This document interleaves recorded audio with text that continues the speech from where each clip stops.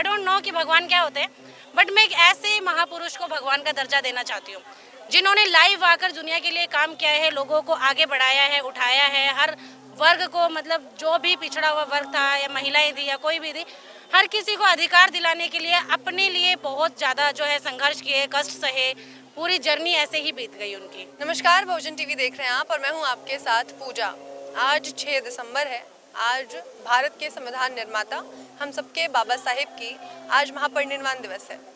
उसको पूरे देश भर में आप देख रहे होंगे, अलग अलग राज्यों में सरकारें अपने अपने स्तर पे मना रही हैं। आज बाबा साहेब लगभग सभी राजनीतिक पार्टियों के लिए एक वोट बैंक का जरिया बने हुए हैं, लेकिन असलियत इससे बिल्कुल इतर है।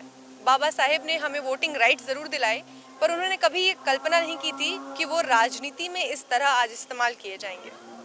आज हम यहाँ मौजूद हैं अम्बेडकर मेमोरियल में, दिल्ली के अम्बेडकर मेमोरियल में, और यहाँ आज बाबा साहेब के महापरिनिर्वाण दिवस पर हम यहाँ देखने आए थे कि यहाँ पर किस तरीके का माहौल है और किस तरीके से आज लोग याद कर रहे हैं बाबा साहेब को। और इस वक्त हमारे साथ मनीषा शर्मा है, जो यहाँ पे टूरिस्ट का काम करती है, गाइड है यहाँ पे, और सबको बताती रहती हैं। जो अंदर आपको हमने दिखाया होगा कई बार अपनी वीडियोस में कि जिस तरीके से बाबा साहेब की बचपन से लेके उनके अंतिम सांस तक की वहाँ पे जिस तरीके की पूरी जीवन चक्र को दर्शाया गया है, उसको मनीषा, जो यहाँ पे टूरिस्ट आते हैं, जो दर्शक आते हैं, उनको समझाती हैं, बताती हैं। तो मनीषा को इसकी काफ़ी नॉलेज है, बाबा साहेब से जुड़े उनके पूरी जीवन की कथा को आप अच्छे से समझती हैं, क्योंकि आप नरेट करती हैं लोगों को। तो आज मैं पर्सनली जानना चाहूँगी कि मनीषा शर्मा भीमराव अंबेडकर के बारे में क्या सोचती हैं, बाबा साहेब के बारे में आपकी अपनी क्या राय है, वो मैं आपसे जानना चाहूँगी मनीषा। सबसे पहले तो मैं सबको जय भीम, नमो बुद्धाय कहना चाहूँगी। आज हम सभी के लिए, स्पेशली वुमेन्स के लिए बहुत बड़ा दिन है, क्योंकि आज के दिन बाबा साहब ने हमें इतने सारे राइट्स दिला दिए, हमें एक अधिकार दिला दिए। और सबसे बड़ी बात, ये दिन बड़ा क्यों है, क्योंकि बाबा साहब का जब जन्म हुआ था उनको कोई नहीं जानता था, बट जब उनका देहांत हुआ है, उनका महापरिनिर्वाण हुआ है, तो उनको एक बहुत बड़ी हस्ती के रूप में जाना गया, क्योंकि उन्होंने हम लोगों के लिए इतना काम किया है, हमें राइट्स दिलाए हैं जिन लोगों के लिए कभी किसी ने सोचा ही नहीं था। बाबा साहब ने सोचा हमारे बारे में, तो वो एक महापुरुष हैं जिन्होंने हर उस वर्ग के बारे में सोचा जो कि दबाया जा रहा था सदियों से। तो इसीलिए मैं बाबा साहब को, आई डोंट नो कि भगवान क्या होते हैं, बट मैं एक ऐसे महापुरुष को भगवान का दर्जा देना चाहती हूँ जिन्होंने लाइव आकर दुनिया के लिए काम किया है, लोगों को आगे बढ़ाया है, उठाया है, हर वर्ग को, मतलब जो भी पिछड़ा हुआ वर्ग था या महिलाएं थी या कोई भी थी, हर किसी को अधिकार दिलाने के लिए अपने लिए बहुत ज़्यादा जो है संघर्ष किए, कष्ट सहे, पूरी जर्नी ऐसे ही बीत गई उनकी फैमिली ने उनको सपोर्ट किया, मगर बहुत ज़्यादा संघर्ष भी था उनकी फैमिली के साथ, बाबा साहब के साथ बहुत ज़्यादा था। मनीषा, आप कब से काम कर रही हैं यहाँ? मैम वैसे मुझे अभी 1 ईयर हो गया है, तो 1 ईयर ही कंप्लीट हुआ है, बट नॉलेज का ये है कि बाबा साहब के बारे में जितना पढ़ो, जितना जानो, कम ही लगता है, बहुत कम लगता है। तो आप इससे पहले जब यहाँ आपने ज्वाइन किया, आप यहाँ काम करती थी, उससे पहले भी आप बाबा साहब के बारे में पढ़ती थी, जानती थी, या यहाँ आने के बाद आपने ज़्यादा जाना? मैम एक्चुअली बाबा साहब को मैं जानती थी सिर्फ कि उन्होंने हमारा संविधान बनाया है, उसके अलावा उनके क्या संघर्ष रहे ये नहीं जानते थे, ना समझते थे, और ना ही हमें किसी ने कभी बताया। बट जब हम यहाँ आए, हमें पता चला कि हम शायद बहुत लकी हैं कि हमें यहाँ आने का मौका मिला। तो ये एक बहुत बड़ी अपॉर्चुनिटी है जिसको मैं बहुत प्राउड से कहती हूँ कि मैं गाइड हूँ और मैं बाबा साहब के बारे में बताने का मुझे मौका मिलता है। हर रोज़ मैं लोगों को अपनी व्यूज़ दे सकती हूँ, राय दे सकती हूँ, समझा सकती हूँ। स्पेशली वुमेन्स को मैं ये कहती हूँ कि वुमेन्स को तो सोचना ही नहीं चाहिए कि बाबा साहब ने दलित वर्ग के लिए काम किया, क्योंकि बाबा साहब ने तो हर उस वर्ग के लिए काम किया जिसके लिए कोई काम करना ही नहीं चाहता था। तो वुमेन्स तो आज जो यहाँ पर भी हैं, घर पर भी हैं, अपने बच्चों को पढ़ाती हैं, कॉलेज में जाती हैं, या जो भी बिजनेस कर रही हैं, बाबा साहब का तो हर कोई उपकारी है। हर किसी को बाबा साहब का उपकार मानना चाहिए और उनको समझना चाहिए, उनकी जो भी नीतियाँ थी, जो भी बाबा साहब चाहते थे, उसको आगे बढ़ाना चाहिए। अक्सर हम देखते हैं मनीषा कि बाबा साहेब को दलितों का भगवान कह के बुलाया जाता है, बहुजनों का भगवान कहा जाता है, लेकिन आपने जो एक बात कही कि महिलाओं को, किसी भी वर्ग की वो महिला हो, उन्हें उनका आज इस बात के लिए उनको धन्यवाद करना चाहिए कि उन्होंने उनके लिए काम किया।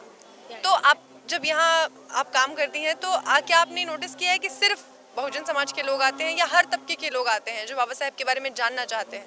मैम एक्चुअली मैंने जो नोटिस किया है कि यहाँ पर मीन्स 80% जो है वो दलित समाज के लोग आते हैं, और बाबा साहब को बहुत ज़्यादा जो जानना चाहते हैं वो भी दलित समाज के लोग ही हैं। हालांकि जिनको ज़्यादा जानने की ज़रूरत है वो है बाकी के लोग, अपर कास्ट। कास्ट का तो मैं जिक्र ही नहीं करती क्योंकि बाबा साहब ने कास्ट को ख़त्म करने का नाम लिया था। तो मैं चाहती हूँ कि कास्टिज्म तो रहे ही ना। मीन्स ये मेरी थॉट्स हैं, सोच है कि कास्टिज्म तो एक बेकार की बात है, ये कहीं भी मायने ही नहीं रखता। हम क्या हैं वो हमारे काम से पता चलता है और हमारी थॉट से पता चलता है। क्यों कास्ट के जरिए अपने आप को नीचे बनाना है? मीन्स एक ऊपर कास्ट बोल के अपनी थॉट नीचे डाल दी तो क्या फ़ायदा ऊपर कास्ट होने का भी। तो मैं तो यही कहूँगी, स्पेशली वुमेंस को भी कहूँगी कि वो जिस भी वर्ग की है उनको बाबा साहब का थैंक करना चाहिए, उनका रिगार्ड करना चाहिए और हर किसी को बताने भी चाहिए कि आज हमें अधिकार मिले हैं तो कहाँ से मिले, कैसे मिले हैं। तो मैं तो आज जो ये मनीषा शर्मा जिस तरीके की बातें कर रही हैं बाबा साहेब के बारे में, जो आप बता रही हैं, जब आपने यहाँ ज्वाइन नहीं किया था तो आज जो कास्ट सिस्टम को लेके आपके जो विचार हैं, जो समाज को लेके आपके विचार हैं, वो यहाँ ज्वाइनिंग के बाद बदले हैं। Ma'am actually I don't know कि ऐसा कैसे हुआ कि मैं यहाँ आई हूँ, बट कास्ट को लेकर मैं पहले से ही हमेशा सोचती थी कि ये कास्टिज्म होना ही नहीं चाहिए था, क्योंकि मैंने देखा है, झेला भी है। हालांकि मैं मनीषा शर्मा शादी के बाद बनी हूँ, बिफोर मैरिज में एससी थी, बट फैमिली ने भी कभी ऐसा कुछ बताया नहीं था कि हमें जो ये राइट्स दिए गए हैं वो कौन था, किसने राइट दिए।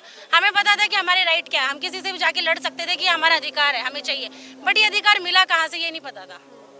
यहाँ आके मुझे पता चला, आई डोंट नो कि ये भगवान का मीन्स जो भी थे, कोई करिश्मा था या क्या था, कि मैं यहाँ आई और मुझे इस चीज़ के बारे में इतना ज़्यादा जानने को मिला जितना कि मैं जानना चाहती थी। मैं सीरियसली आज भी चाहती हूँ कि ज़्यादा से ज़्यादा मेरे को पता चले कि ये चीज़ें कहाँ से शुरू हुई और क्यों शुरू हुई, क्योंकि ये चीज़ें टोटली वेस्टेज है टाइम के लिए और लोगों के दिमाग ख़राब करने के जरिए, और कुछ भी नहीं है। तो आज आप शादी के बाद मनीषा शर्मा बनी हैं, तो ये जो अधिकार आपको मिला है, क्योंकि विमेन राइट्स को लेके बाबा साहेब हिंदू कोड बिल लाना चाहते थे। Yes, ma'am, yes. वो इसके पुरजोर समर्थक थे। वो महिलाओं को अपना जीवन साथी चुनने का अधिकार, उस जमाने में जब महिलाओं से कोई ये तक नहीं पूछता था कि बड़े होके बनना क्या है, क्योंकि ऐसा कोई समझता ही नहीं था कि कुछ बनना भी होगा। और ऐसे समय में वो हिंदू कोड बिल की एक संकल्पना को लेकर आते हैं कि महिलाएं चुन सके कि उन्हें किससे विवाह करना है। बिल्कुल मैम, बिल्कुल। और उसी के तहत आज आपने भी शादी की है शायद। बिल्कुल मैम, बिल्कुल। एक्चुअली मुझे सिर्फ इतना पता था कि मैं एडल्ट हूँ, मुझे पता है कि मेरे लिए क्या बेस्ट है, बट मुझे ये नहीं पता था कि मुझे एडल्ट होने के बाद भी जो अधिकार मिले हैं वो किसने दिए हैं। अधिकार हमें किसी ऐसे पर्सन ने नहीं दिए हैं, वो बाबा साहब ने दिए हैं। उन्होंने पूरी ज़िंदगी संघर्ष किया है, उस चीज़ को झेला है। आई डोंट नो कि उनको वुमेन से भी क्या इतना ज़्यादा लगाव था, मगर इतना ज़रूर समझाया है कि वो जो भी वर्ग दबाया जाता था बाबा साहब उसको उठाने की कोशिश करते थे। जैसे कि वुमेन्स तो किसी भी कास्ट की थी, उनको शुरू से दबाया ही जाता था और आज भी बहुत जगह दबाया ही जाता है। बट वुमेन्स को ये तो पता है कि अब हमारे अधिकार हैं, बट वो अधिकार किसने दिए हैं ये किसी को भी नहीं पता। हम जॉब सेक्टर में आ रहे हैं, मैं अपनी फैमिली की बात करूँ, हमारे जो एल्डर्स हैं हमारे सब एजुकेटेड है, बट उनको ये नहीं पता कि एजुकेशन का राइट दिया किसने है, हम क्यों पढ़े हैं, पढ़ के हमें जॉब किसने देने का अधिकार दिया है, हमारी फैमिली को इतना ब्रॉड माइंडेड किसने बनाया है। हमारे संविधान ने हमें मॉडर्न रूप दिया है, हम लोगों को एक अलग से विचार दिए हैं। तो बाबा साहब का तो जितना जितना थैंकफुल हो सके उतना कम है। तो आज यहाँ से जो महिलाएं आपको देख रही हैं, जिन महिलाओं को आज प्रेगनेंसी लीव मिलती है, मैटरनिटी लीव मिलती है, उसकी सोच भी बाबा साहेब की थी। बाबा साहेब ही वो मैटरनिटी लीव लेकर आए थे उस समय में जब मजदूर 24-24 घंटे काम किया करते थे, वो उस समय लेकर आए।